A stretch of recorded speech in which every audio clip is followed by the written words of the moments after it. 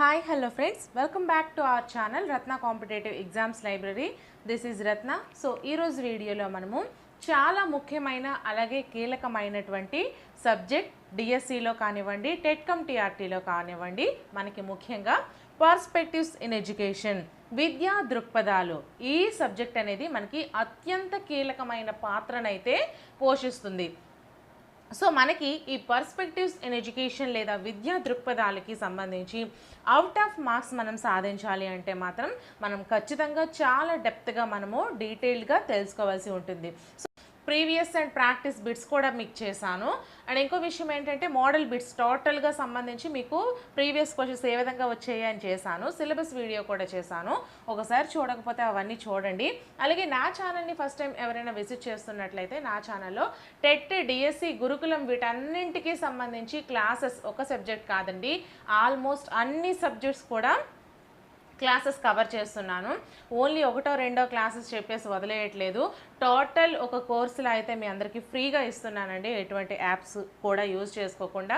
So channel అయితే తప్పకుండా subscribe చేసుకుని మీ అందరి సపోర్ట్ ఇవ్వండి. అలాగే ఈ వీడియోని ఒక చిన్న లైక్ చేసేయండి. సో మనం ఈరోజు చెప్పుకోబోయే టాపిక్ చాలా ఇంపార్టెంట్ అయినటువంటి టాపిక్, మొదలియార్ కమిషన్ లేదా సెకండరీ విద్యా కమిషన్ 1952 to 53 గురించి అయితే మనము డిస్కస్ చేసుకుందాము. సో లేట్ చేయకుండా అందరూ కూడా కాన్సన్ట్రేట్ చేసేయండి. సో ఫస్ట్ ఆఫ్ ఆల్ మనం చూసుకున్నట్లయితే ఇక్కడ ఈ యొక్క మొదలియార్ కమిషన్ లేదా ఈ సెకండరీ విద్యా కమిషన్ 1952 to 53 అనేది మనకి ఎప్పటికి సంబంధించింది? స్వాతంత్ర్యానంతరం ఏర్పాటైన వివిధ కమిటీలు, సూచనలకు సంబంధించి మొదటిగా మనము మొదలియార్ కమిషన్ లేదా సెకండరీ విద్యా కమిషన్ను తీసుకోవడం అయితే జరుగుతుందండి. సో దీన్నే ఏమంటారు? మొదలియార్ కమిషన్నే సెకండరీ ఎడ్యుకేషన్ కమిషన్ అని అంటారండి. అలాగే మాధ్యమిక విద్యా కమిషన్ అని కూడా అంటారు. సో మనకి క్వశ్చన్ ఫార్మింగ్ ఏ విధంగా రావచ్చు?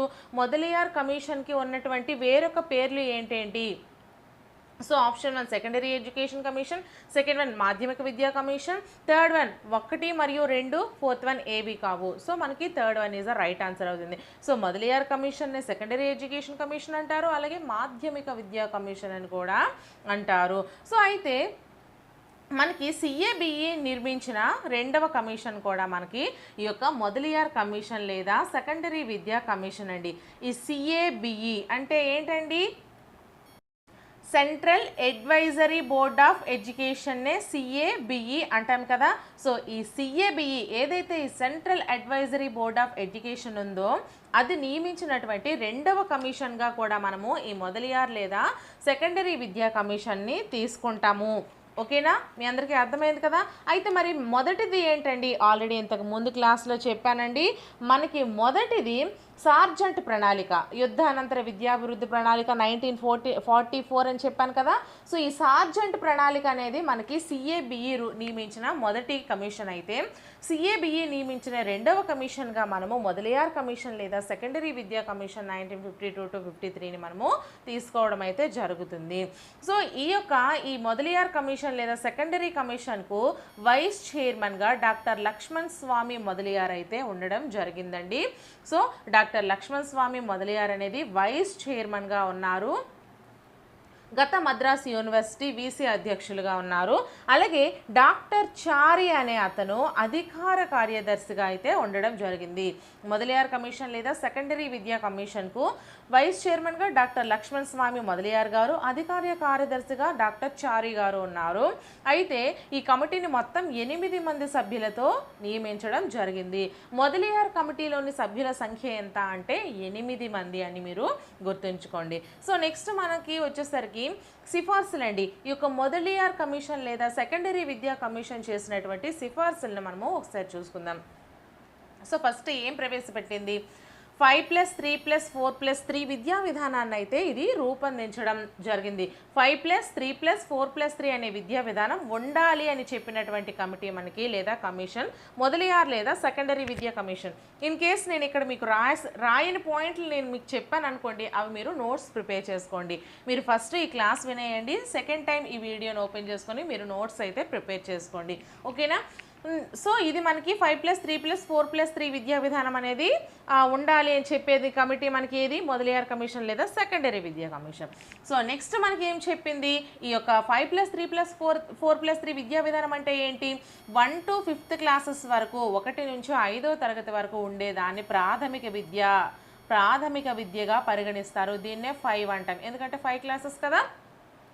నెక్స్ట్ 6th to 8th ఏదైతే ఉందో దాన్ని మాధ్యమిక లేదా సెకండరీ విద్యగా అయితే నిర్వచించడం జరిగింది. ఇవి 3 క్లాసెస్ కాబట్టి 3, ఓకేనా. 5 అంటే 1 to 5th ప్రాథమిక విద్య, 3 అంటే 6th to 8th మాధ్యమిక లేదా సెకండరీ విద్య, అలాగే 9th to 12th ఏదైతే ఉందో వాళ్ళని ఉన్నత మాధ్యమిక లేదా హయ్యర్ సెకండరీ విద్యగా పరిగణిస్తారు. సో ఇవి 4 క్లాసెస్ అండి. అలాగే 13th to 15th అంటే డిగ్రీ విద్య అని చెప్తారు, ఇది మనకి 3 క్లాసెస్. సో మనకి టోటల్గా 5+3+4+3 విద్యా విధానం అంటే ఇదండి. 1 to 5th 5, 6th to 8th 3, 9th to 12th 4, 13th to 15th మనకి 3, ఓకేనా. ప్రాథమిక విద్యగా, మాధ్యమిక లేదా సెకండరీ విద్యగా, ఉన్నత మాధ్యమిక లేదా హయ్యర్ సెకండరీ విద్యగా, అలాగే డిగ్రీ విద్యగా కూడా మనకి ఉండాలి అని చెప్పినటువంటి కమిషన్ మనకి మొదలియార్ కమిషన్ లేదా సెకండరీ విద్యా కమిషన్ అని మనము చెప్తాము. అయితే ఇక్కడ ఏదైతే 9th to 12th ఉందో అలాగే 13th to 15th ఉందో ఈ రెండింటినీ కలిపి 7 సంవత్సరాలు మాధ్యమిక విద్య లేదా సెకండరీ విద్యగా పరిగణించడం జరుగుతుంది. 7 సంవత్సరాలు సెకండరీ విద్యగా ఉండాలి అని చెప్పినటువంటి కమిషన్ కూడా మనకి మొదలియార్ కమిషన్, ఓకేనా. సో నెక్స్ట్ ఇంకా ఏం సిఫార్సు చేసింది మనకిది, ప్రాథమిక విద్యను విశ్వవిద్యాలయ విద్యను అనుసంధానం చేసేదే సెకండరీ విద్య అని అభిప్రాయం. ఇక్కడ చెప్పాను కదా, ఇక్కడ ఏదైతే ప్రాథమిక విద్య ఉందో అలాగే విశ్వవిద్యాలయం యొక్క విద్య ఉందో, సో ఈ రెండింటినీ కూడా అనుసంధానం చేసేదే మనకి యొక్క ఈ 5+3+4+3 విద్యా విధానం అని అభిప్రాయం అండి. అలాగే మనకి ఇంకా ఏం సిఫార్సు చేసింది ఈ యొక్క మొదలియార్ కమిషన్ లేదా సెకండరీ విద్యా కమిషన్ లేదా మాధ్యమిక విద్యా కమిషన్, గురుకుల పాఠశాలలను ఏర్పాటు చేయాలి అని చెప్పింది కూడా మనకి ఈ యొక్క సెకండరీ విద్యా కమిషన్ లేదా మొదలియార్ విద్యా కమిషన్ అండి. గురుకుల పాఠశాలలను ఏర్పాటు చేయాలి అని చెప్పినటువంటి కమిషన్ ఏది, సెకండరీ విద్యా కమిషన్ లేదా మొదలియార్ కమిషన్. అలాగే ప్రాథమిక విద్యను విశ్వవిద్యాలయాల విద్యను అనుసంధానం చేసేదే సెకండరీ విద్య అని అభిప్రాయపడింది ఏ కమిషన్, సెకండరీ విద్యా కమిషన్. ఈ విధంగా మనకి క్వశ్చన్స్ అనేవి రకరకాలుగా తిప్పి అడుగుతారు. ఇది మనకి క్వాలిఫికేషన్ ఎగ్జామ్ అయితే కాదు. సో డిఎస్సి అంటే మనకి ఒక జాబ్ని నిర్ణయించే ఎగ్జామ్ కాబట్టి చాలా జాగ్రత్తగా ఈచ్ అండ్ ఎవ్రీ పాయింట్ కూడా మీకు చాలా ఇంపార్టెంట్ అండి. సో ఎవరు కూడా అస్సలు మిస్ కాకుండా చూడండి. సో నెక్స్ట్ ఇంకా ఏం సిఫార్సు చేసింది, ప్రాథమిక ప్లస్ మాధ్యమిక స్థాయిలో బోధనా భాష మాతృభాషపై ఉండాలి. ప్రాథమిక స్థాయిలో అంటే 1 to 5, అలాగే మాధ్యమిక స్థాయిలో అంటే 6th to 8th మనకి బోధనా భాష అనేది మాతృభాషలో ఉండాలి. అలాగే బోధనలో ప్రాజెక్ట్ పద్ధతులను కూడా వాడాలి, కృత్యాధార పద్ధతులను వాడాలి. బోధనలో ప్రాజెక్ట్ పద్ధతులను వాడాలని, కృత్యాధార పద్ధతులను వాడాలని చెప్పినటువంటి కమిషన్ మనకి సెకండరీ విద్యా కమిషన్ లేదా మాధ్యమిక విద్యా కమిషన్ అని అంటామండి. అలాగే ఇంకా ఏం సిఫార్సు చేసింది మనకి, ప్రశ్నాపత్రంలో వ్యాసరూప ప్రశ్నలు తక్కువగాను, ఆబ్జెక్టివ్ టైప్ లక్ష్యాత్మక ప్రశ్నలు ఎక్కువగాను ఉంచాలి అని సూచించినటువంటి కమిటీ కూడా మనకి సెకండరీ విద్యా కమిషన్ లేదా మొదలియార్ కమిషన్ లేదా మాధ్యమిక విద్యా కమిషన్గా మనము చెప్పుకుంటాము. సో బోధనలో ప్రాజెక్ట్ పద్ధతులను వాడాలి, కృత్యాధార పద్ధతులను వాడాలి, అలాగే ప్రశ్నాపత్రంలో వ్యాసరూప ప్రశ్నలు తక్కువగా ఉండాలి, అలాగే ఆబ్జెక్టివ్ టైప్ లక్ష్యాత్మక ప్రశ్నలు ఎక్కువగా ఉంచాలి అని మనకి ఈ యొక్క మొదలియార్ కమిషన్ లేదా సెకండరీ విద్యా కమిషన్ నియమించడం అయితే చెప్పడం అయితే జరిగింది. నెక్స్ట్ సెకండరీ స్థాయిలో ఒకే పబ్లిక్ పరీక్ష ఉండాలి అని కూడా సూచించినటువంటి కమిషన్ మనకి సెకండరీ విద్యా కమిషన్ అండి. ఒకే పబ్లిక్ పరీక్ష అంటే ఏంటండి, 10th క్లాస్లో మనకి పబ్లిక్ పరీక్ష ఒకటే ఉంటుంది కదా. ఇప్పుడు 6th నుంచి 10th వరకు చదివితే ఓన్లీ 10thది మాత్రమే మనకి వాళ్ళ పరిగణలోకి తీసుకుంటున్నారు. ఒకప్పుడు 7thలో కూడా తీసుకునేవాళ్ళు, 7th మార్క్స్ కూడా చూసుకునేవాళ్ళు. బట్ ఇప్పుడు ఏమొచ్చింది, మనకి ఈ యొక్క సెకండరీ స్థాయిలో ఒకే పబ్లిక్ పరీక్ష ఉండాలి అని కూడా మనకి సూచించినటువంటి సూచించినటువంటి కమిషన్ కూడా మనకి సెకండరీ విద్యా కమిషన్ అండి. ఓకేనా. నెక్స్ట్ బహుళార్థ సాధక పాఠశాలలు అంటే మల్టీపర్పస్ స్కూల్స్. మల్టీపర్పస్ స్కూల్స్ అంటే ఏంటండి? బహుళార్థ సాధక స్కూల్స్ అంటే మనకి ఆ యొక్క బహుళార్థ సాధక స్కూల్స్లో అన్ని రకాలు కూడా వృత్తి విద్యకు, కళలకు, అలాగే చదువుకు, వీటన్నింటికీ ప్రాధాన్యత ఇస్తే వాటిని మనము మల్టీపర్పస్ స్కూల్స్ లేదా బహుళార్థక సాధక పాఠశాలలు అని చెప్తాము.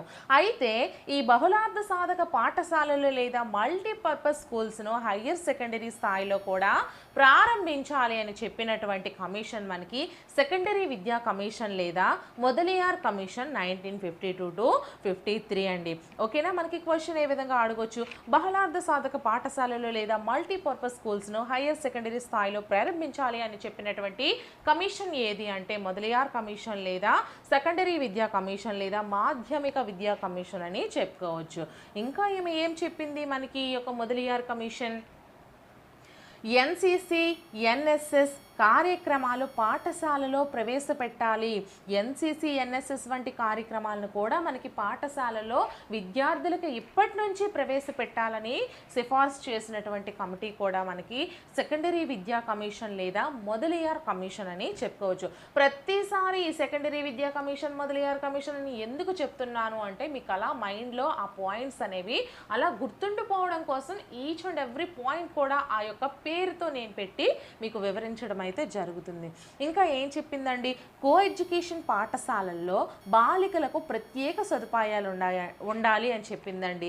ఈ కో ఎడ్యుకేషన్ పాఠశాలలో ఏదైతే ఉంటుందో, కో ఎడ్యుకేషన్ అంటే ఏంటి? అబ్బాయిలు అమ్మాయిలు కలిపి బోధన జరిగితే వాటిని కో ఎడ్యుకేషన్ అని అంటారు. మనం అందరం చదువుకొని ఆబ్వియస్లీ కో ఎడ్యుకేషనే. సో ఈ కో ఎడ్యుకేషన్ పాఠశాలలో బాలికలకు ప్రత్యేక సదుపాయాలు ఉండాలి అంటే టాయిలెట్స్ అని, వాళ్ళ అవసరాల కోసం అనేసి వెయిటింగ్ రూమ్స్ అని, రెస్ట్ రూమ్స్ అని, ఇలా వాళ్ళ సదుపాయాల గురించి చూసుకునే సదుపాయాలు కూడా ఉండాలని చెప్పినటువంటి కమిషన్ మనకి సెకండరీ విద్యా కమిషన్ లేదా మొదలియార్ కమిషన్. ఓకేనా. ఇది మనకి ఈ విధంగా సిఫార్సు చేసింది. ఇంకా ఏం సిఫార్సు చేసింది మనం చూసుకున్నట్లయితే, శాస్త్రీయ పద్ధతిలో బోధన, హయ్యర్ సెకండరీ వరకు మాతృభాషలోనే విద్యా బోధన, హిందీ తప్పనిసరిగా ఒక సబ్జెక్ట్ చేయాలి అని చెప్పిందండి. ఈ యొక్క మొదలియార్ కమిషన్ మనకి పిల్లలకు శాస్త్రీయ పద్ధతిలో బోధించాలని చెప్పింది. అలాగే హయ్యర్ సెకండరీ వరకు మాతృభాషలోనే బోధించాలని చెప్పింది. హిందీ అనేది ఒక సబ్జెక్టుగా తప్పనిసరిగా ఉండాలని చెప్పింది. మనకి 6th క్లాస్ నుంచి హిందీ అనేది తప్పనిసరిగా ఒక సబ్జెక్ట్ చేశారు. సో లాంగ్వేజ్ 1 లేదా లాంగ్వేజ్ 2 లేదా లాంగ్వేజ్ 3, ఈ 3 లాంగ్వేజెస్లో మనకి ఒకటి హిందీ అనేది కంపల్సరిగా ఉంటుంది. సో మనకి ఈ విధంగా సిఫార్సు చేసింది కూడా మనకి సెకండరీ విద్యా కమిషన్ లేదా మొదలియార్ కమిషన్ అని మనము చెప్పుకోవచ్చు అండి. నెక్స్ట్ ఇంకా ఏం చెప్పింది? 12వ తరగతి పూర్తయిన తర్వాత వృత్తి విద్యా కోర్సులు అంటే మెడికల్, ఇంజనీరింగ్ కోర్సులకు అర్హులుగా నిర్ణయం తీసుకోవడం. ఇప్పుడు మనమందరం ఏం చేస్తాం? డిఎడ్ చదివిన వాళ్ళందరం కూడా ఇంటర్మీడియట్ తర్వాత చేసాం. సో ఇంటర్మీడియట్ తర్వాత చేసే ఏ కోర్స్ అయినా సరే దాన్ని వృత్తి విద్యా కోర్సులుగా పరిగణలోకి తీసుకోవాలి అని సిఫార్సు చేసినటువంటి కమిటీ కూడా మనకి ఈ యొక్క మొదలియార్ కమిషన్ లేదా సెకండరీ విద్యా కమిషన్. అంటే ఏంటి? ఇంటర్ అయిన తర్వాత వాళ్ళు ఇంటర్ చదువు పూర్తి చేసిన తర్వాత ఎవరైతే ఆ విద్యార్థులు ఇంటర్ వరకు పూర్తి చేస్తారో వాళ్ళు వృత్తి విద్యా కోర్సులకు అర్హులుగా నిర్ణయం తీసుకోవాలని చెప్పింది కూడా మనకి ఈ యొక్క మొదలియార్ కమిషన్ లేదా సెకండరీ విద్యా కమిషన్. మనం చేసే డిఎడ్ బిఎడ్ని ఏమంటామండి? వృత్తి విద్యా కోర్స్ అనే కదా అంటాం. దానికి మనకి క్వాలిఫికేషన్ ఏంటి? ఇంటర్మీడియటే ఇచ్చాడు. సో ఇంటర్మీడియట్ వరకు ఎవరైతే చదువుకుంటారో వాళ్ళు వృత్తి విద్యా కోర్సులకు అర్హులుగా కూడా సూచించినటువంటి కమిటీ మనకి సెకండరీ విద్యా కమిషన్ లేదా మాధ్యమిక విద్యా కమిషన్ లేదా మొదలియార్ కమిషన్. ఓకేనా. ఇంకా ఏం చేసింది? మార్గదర్శక కేంద్రాలు ఏర్పాటు చేయాలని చెప్పిందండి. ప్రతి స్కూల్లో కూడా మార్గదర్శక కేంద్రాలను ఏర్పాటు చేయాలని చెప్పింది కూడా మనకి ఈ యొక్క మొదలియార్ కమిషన్. మార్గదర్శక కేంద్రాలు అంటే ఏంటి? పిల్లలకు, విద్యార్థులకు వాళ్ళకి మార్గదర్శకత్వం ఎప్పటికప్పుడు ఇస్తూ ఉండాలి. ఎందుకు అంటే వాళ్ళ మనసులు అనేవి ఎటు చెదిరిపోకుండా. సో ఈ యొక్క మార్గదర్శక కేంద్రాలు కూడా ఏర్పాటు చేయాలి అని చెప్పినటువంటి కమిటీ మనకి సెకండరీ విద్యా కమిషన్ లేదా మాధ్యమిక విద్యా కమిషన్ అని చెప్తాము. ఇంకా ఏం చెప్పింది? మాధ్యమిక పరిషత్ అలాగే స్థాపన పాఠ్య పుస్తకాల కమిటీ. మాధ్యమిక పరిషత్ అలాగే ఈ యొక్క స్థాపన పాఠ్య పుస్తకాల కమిటీ కూడా ఏర్పాటు చేయాలని చెప్పింది. అంటే ఏంటి, దేశవ్యాప్తంగా మాధ్యమిక విద్యా కార్యక్రమాలను సమన్వయం చేయడం కోసం ఈ యొక్క మాధ్యమిక పరిషత్తును స్థాపించాలి. అలాగే ఈ యొక్క విడివిడిగా కేంద్రీయ మాధ్యమిక విద్యా పరిషత్ స్థాయిలో పాఠ్య పుస్తకాల స్థాయి కమిటీ కూడా ఏర్పాటు చేయాలని సూచించినటువంటి కమిటీ మనకి సెకండరీ విద్యా కమిషన్ లేదా ఈ యొక్క మొదలియార్ కమిషన్. ఇంకా ఏం చెప్పిందండి, మనకి ఈ యొక్క మొదలియార్ కమిషన్కి ఉన్నటువంటి ముఖ్యమైన లక్ష్యాలు చూసుకుంటే మనకి 4 లక్ష్యాలు ఉన్నాయండి. ఏంటంటే విద్యార్థులలో సమగ్ర మూర్తిమత్వ అభివృద్ధి చేయాలని ఒక లక్ష్యంగా పెట్టుకుంది. అలాగే పౌరసత్వాన్ని అంటే విద్యార్థుల పౌరసత్వాన్ని ఒక బాధ్యతగా తీసుకోవడం. ఇక్కడ ఏదైనా సరే ఒక విద్యార్థి గురించి మనం మాట్లాడుకోవాలి. సో ఫస్ట్ వన్, విద్యార్థి యొక్క సమగ్ర మూర్తిమత్వ అభివృద్ధిని చేయాలని. అలాగే సెకండ్ వన్, విద్యార్థికి పౌరసత్వాన్ని ఒక బాధ్యతగా తీసుకోవడము. అలాగే థర్డ్ వన్, నాయకత్వ లక్షణాలు విద్యార్థులలో పెంపొందించుకోవడము. అలాగే ఫోర్త్ వన్, వృత్తి సామర్థ్యాలను కూడా విద్యార్థులు మెరుగుపరుచుకోవడం. ఈ 4 లక్ష్యాలను కూడా మనకి ఈ యొక్క మొదలియార్ కమిషన్ లక్ష్యాలుగా పెట్టుకుంది. ఇలా పెట్టుకుంటే ఆ విద్యార్థి వాటిని సాధించేలా చేయడం కోసం. ఓకేనా, ఈ లక్ష్యాలు 4. ఫస్ట్ వన్ సమగ్ర మూర్తిమత్వ అభివృద్ధి, సెకండ్ వన్ పౌరసత్వాన్ని ఒక బాధ్యతగా తీసుకోవడం, థర్డ్ వన్ నాయకత్వ లక్షణాలను పెంపొందించుకోవడం, వృత్తి సామర్థ్యాలను మెరుగుపరుచుకోవడం. ఈ 4 కూడా విద్యార్థి సాధించాలి అని ఇవి ఒక లక్ష్యంగా పెట్టుకోవడం అయితే జరిగిందండి. అలాగే ఇంకా ముఖ్యంగా దీంట్లో ఉన్నటువంటి ముఖ్యమైన పాయింట్ ఏంటి, విషయతంత్ర పరీక్షలను ప్రవేశపెట్టాలని సూచించినటువంటి కమిషన్ ఏది అంటే మనకి మొదలియార్ కమిషన్ లేదా సెకండరీ విద్యా కమిషన్ లేదా మాధ్యమిక విద్యా కమిషన్. పరీక్షల్లో విషయతంత్ర ప్రశ్నలను, విషయానికి ఎక్కువ ప్రాధాన్యత ఇచ్చేటువంటి ప్రశ్నలను కూడా ప్రవేశపెట్టాలని సూచించినటువంటి కమిషన్ మనకి మొదలియార్ కమిషన్. అలాగే విద్యార్థులలో పుస్తక జ్ఞానం కంటే వృత్తి విద్యలలో నైపుణ్యాలను పెంచాలి అని సిఫార్సు చేసినటువంటి కమిటీ కూడా మనకి ఈ యొక్క మొదలియార్ కమిషన్ లేదా సెకండరీ విద్యా కమిషన్ లేదా మాధ్యమిక విద్యా కమిషన్. ఏం చెప్పిందండి, విద్యార్థులకు విషయతంత్ర ప్రశ్నలకు ప్రవేశం ఎక్కువగా ఉండాలి. అలాగే పుస్తక జ్ఞానం కంటే వృత్తి విద్యలో నైపుణ్యం ఎక్కువగా విద్యార్థుల్లో ఉండాలి అని సిఫార్సు చేసినటువంటి కమిటీ కూడా మనకి ఈ యొక్క మొదలియార్ కమిషన్. ఇంకా ఏం చెప్పిందండి, మనకి ఈ కమిటీ మనకి కొన్ని రిజల్ట్స్, ఈ కమిటీ వల్ల మనకి ఈ కమిటీ ఫలితాలు ఏంటంటే ఒకసారి కొన్ని చూసుకుందాం. సో NCERT అంటే ఏంటండి, national council of education of research and training.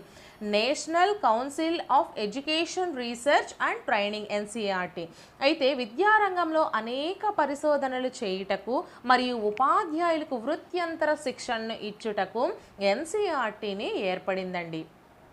ఈ యొక్క మొదలియార్ కమిటీ ఫలితంగా మనకి ఏం జరిగింది, విద్యారంగంలో అనేక పరిశోధనలు చేయుటకు మరియు ఉపాధ్యాయులకు వృత్యంతర శిక్షణ ఇచ్చుటకు కూడా NCERT ఏర్పడడం అయితే జరిగింది. అంటే ఏంటి, national council of education research and training అనేది ఏర్పాటు చేయడం అయితే జరిగిందండి.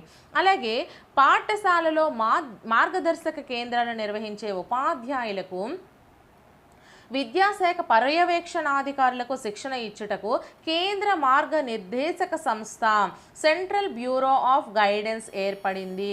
కేంద్ర మార్గనిర్దేశక సంస్థ సెంట్రల్ బ్యూరో ఆఫ్ గైడెన్స్ అనేది ఏర్పాటైంది. ఎందుకు, పాఠశాలలో మార్గదర్శక కేంద్రాలు నిర్వహించే ఉపాధ్యాయులకు విద్యాశాఖ పర్యవేక్షణాధికారులకు శిక్షణ ఇచ్చుటకు ఈ యొక్క కేంద్ర మార్గనిర్దేశక సంస్థ లేదా సెంట్రల్ బ్యూరో ఆఫ్ గైడెన్స్ అనేది ఏర్పాటైంది.